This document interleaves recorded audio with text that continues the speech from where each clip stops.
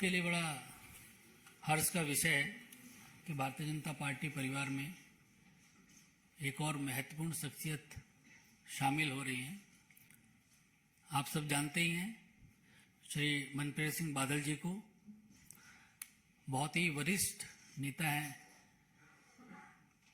पंजाब के, और उनको आज भारतीय जनता पार्टी की सदस्यता वो ले रहे हैं। इस अवसर पर भारतीय जनता पार्टी के वरिष्ठ नेता, भारत सरकार में मंत्री आदरणीय पीयूष गोयल जी हम लोगों के मध्य हैं। भारतीय जनता पार्टी के राष्ट्रीय महामंत्री तरुण चुग जी हम लोगों के मध्य हैं। भारतीय जनता पार्टी मीडिया विभाग के को कन्वीनर संजय मयूख जी हम लोगों के मध्य हैं।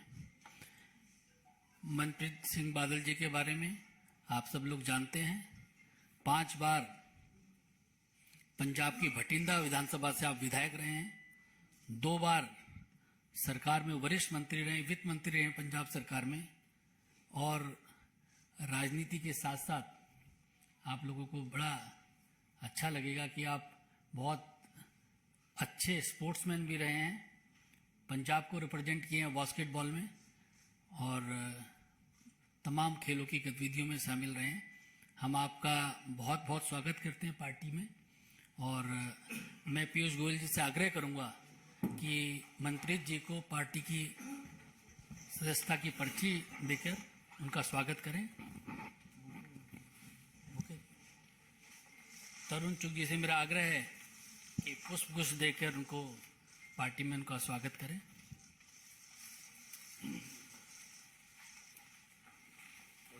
साथ में देते हैं। होगा।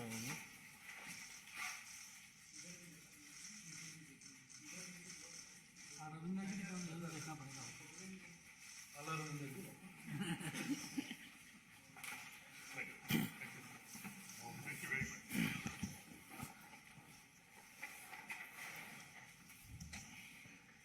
मेरा आदरणीय पीयूष गोयल जी से आग्रह है कि मनप्रीत सिंह बादल जी का शब्दों के माध्यम से पार्टी में स्वागत करें।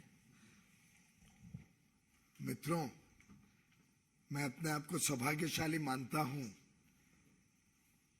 कि मुझे आज ये अवसर मिला एक इतने विद्वान, सरल स्वभाव के और अनुभवी राजनीतिक नेता, जिन्होंने अपने कार्य से वर्षों तक पंजाब की सेवा करी, और मैं मानता हूं इनका योगदान शायद पंजाब के भी बाहर इसलिए जाता है कि जो जीएसटी काउंसिल का कारोबार था, और जीएसटी काउंसिल में जब शुरू से माननीय अरुण जेटली जी, मुझे भी सौभाग्य मिला इनके साथ काम करने का 2 जीएसटी मीटिंग्स में, और लगातार हम सभी का अनुभव यह रहा कि एक सोबरिंग इन्फ्लुएंस जो बहुत बैलेंस्ड, स्टडीड और देशहित को सर्वोप्रिय रखते हुए निर्णय लेने में अग्रसर रहते थे, ऐसे एक बड़े नेता पंजाब के आज भारतीय जनता पार्टी में प्रवेश कर रहे हैं। आपका मनप्रीत सिंह बादल जी तहे दिल से स्वागत है, और मेरा विश्वास है कि आपके आने से भारतीय जनता पार्टी मजबूत होगी। पंजाब में भी, देश में भी हमारा जो एक अटूट रिश्ता है सिख समुदाय के साथ, और माननीय प्रधानमंत्री नरेंद्र मोदी जी ने जिस प्रकार से लगातार गत 8 साढ़े 8 वर्षों में अलग अलग तरीके से सिख समाज के साथ सिखों की बात, सिखों की चिंताओं के ऊपर गंभीरता से निर्णय लेना। हाल में ही मैं अमेरिका में था प्रवासी भारतीय दिवस के दिन, और वहां एक बहुत बड़ा टोली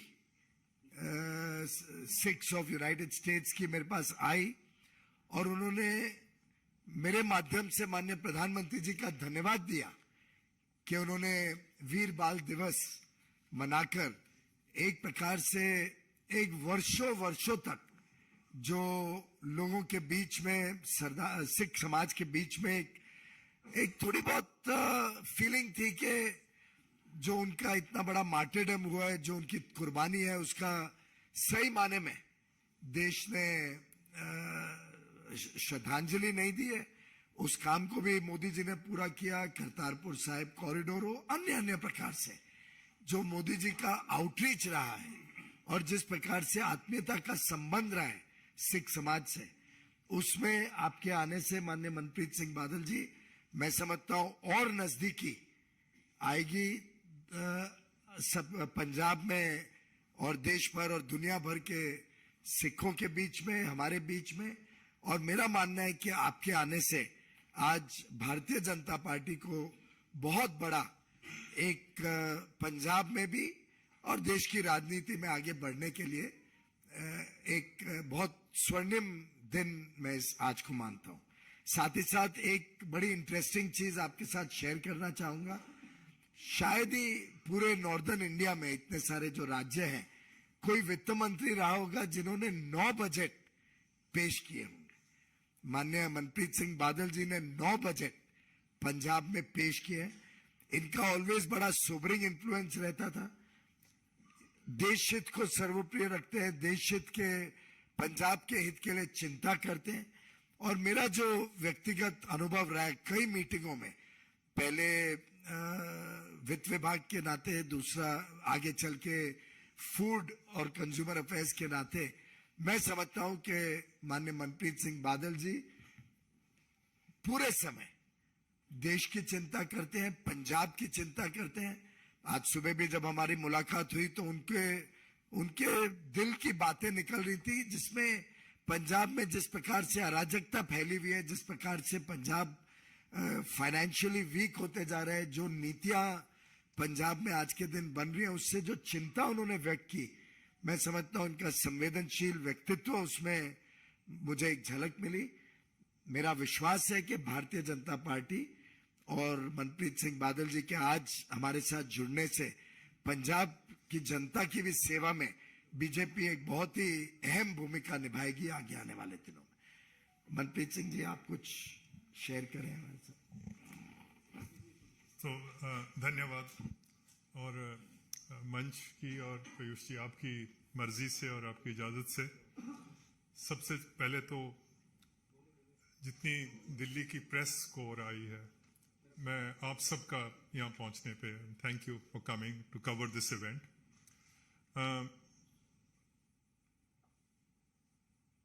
आज बैठे हैं तो सबसे मैं पीयूष जी का धन्यवाद करता हूँ। इनकी कोशिश और काविश की वजह से आज इस प्रेस ब्रीफिंग में बैठा हूँ। हमारे पंजाबी में एक कहावत है कि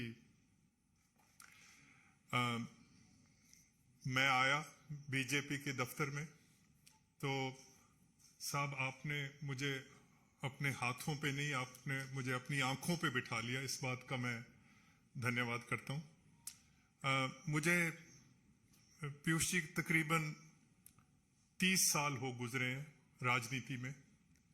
राजनीति में बहुत कम ऐसे मौके मिले हैं जब राजनीति में किसी शेर से मुलाकात हुई हो। कुछ दिन पहले मेरी एक शेर से मुलाकात हुई और वो भारत के गृह मंत्री, और उन्होंने मुझे एक बात कही जो मेरे को दिल को छू गई। उन्होंने मुझे बोला कि पंजाब ने हिंदुस्तान के लिए 400 हमले झेले हैं। 400 मर्तबा हिंदुस्तान पे जब आक्रमण हुआ तो वो पंजाब ने बर्दाश्त किया है। हम पंजाब को अपने हाल पे नहीं छोड़ेंगे।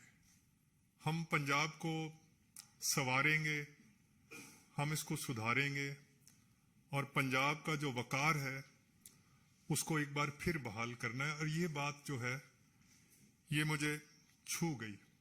And as someone who reflects anxiously in every day on the future of Punjab, मैं फिक्रमंद रहता हूँ पंजाब के हाल पे और पंजाब के आने वाले हाल पे। और ये जो पंजाब की धरती है ये शेरों को जन्म देने वाली धरती है। ये वो धरती है जिसको भगवान ने हरे खेतों और दरियाओं से ऐसे सजाया जैसे मेहंदी से किसी दुल्हन को सजाते हैं। तो फिक्र मुझे इसी बात का रहता है कि इस धरती माँ को मुसीबतों ने आके घेर लिया है। वहाँ गुर्बत है, गरीबी है, रिश्वत है, अनपढ़ता है, नशाखोरी है। वहाँ पर वतन दुश्मन कार्रवाइयां हैं और इनका कोई ना कोई हल होना चाहिए। हर दूसरा खानदान पंजाब में पाकिस्तान से आके बसा हुआ है। Every second family has actually emigrated from Pakistan. और आपकी तो उम्र बहुत कम है, शायद इसको आपको दिलचस्पी भी इसकी आपको कम होगी, पर 10 लाख आदमी थे जो जब हिंदुस्तान और पाकिस्तान का विभाजन हुआ तो 10 लाख आदमी कत्ल हुआ हमारा। लाखों माएं थी हमारी जिनके सिरों से चादरें छीन ली गई। हमारी बेटियां थी जिनके सिरों से दुपट्टे नोच लिए गए। लाखों बुजुर्ग थे हमारे जिनके जवान लाठियां थी जो बुढ़ापे का सहारा थी वो टूट गई। 10 लाख आदमी कत्ल हुआ। फिर जाके 15 अगस्त 1947 का सूरज चढ़ते हमने देखा था और इस उम्मीद से आए थे कि ये किसी आजाद मुल्क में जा रहे हैं, मेहनत और मोहब्बत से अपने आने वाली नस्लों का हम कोई जो भविष्य है वो बनाएंगे।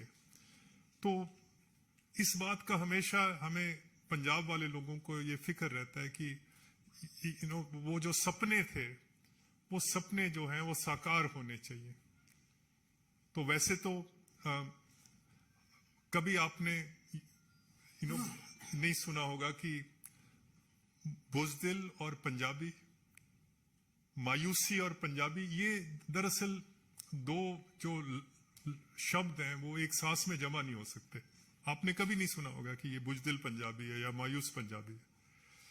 इसलिए मैं और ये जो पंजाब के अंदर हर चीज अपने आप को देश के लिए कुर्बान कर देना, ये जो क्वालिटीज हैं पंजाब के लोगों की, ये बाजारों से नहीं मिलती, हाट से खरीद के नहीं ला सकते, ये भगवान की नुसरत से मिलती है। तो पंजाब ने एक बहुत बड़ा योगदान दिया है इस देश के निर्माण में, पर आज भी हम देख रहे हैं कि कुछ सफ़े जो हैं हिंदुस्तान के निर्माण में अभी भी खाली पड़े हैं, कोरे पड़े हैं। और पंजाब इन सफ़ों की, इन पेजेस की रौनक बन सकता है बशर्त इसको अच्छे आदमी, कोई लायक आदमी, कोई वतन परस्त लोग इसको चलाने के लिए आ जाएं।